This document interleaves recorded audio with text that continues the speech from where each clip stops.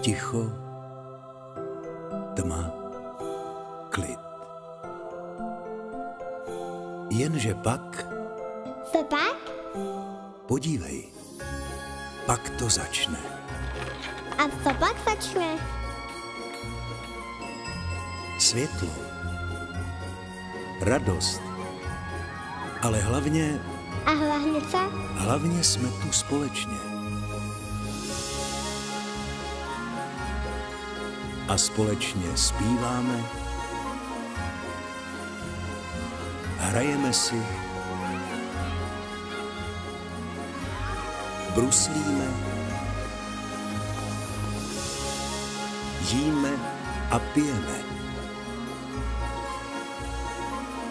A těšíme se na Vánoce.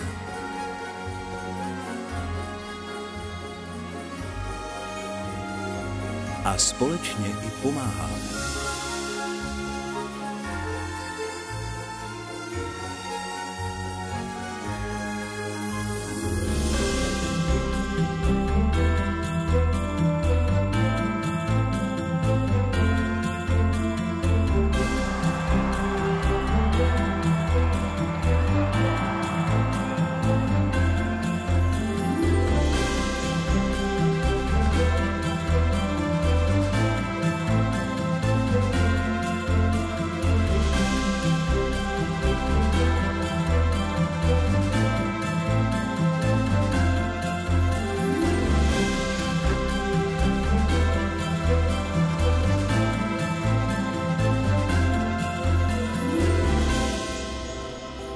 Jako všechno je?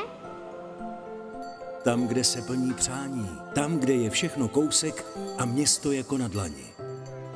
Kde zvony zvoní už v 11 a na radnici bydlí drak. Tam, kde se nikdo nestratí, kde se společně radujeme, kde na sebe myslíme a kde se každý cítí jako doma. Tam, kde to žije. A přeci je tam klid. No tak jste? No přece u nás, v Brně. Pojďte s námi zažít ty druhé nejlepší Vánoce na světě. Hned po těch vašich doma.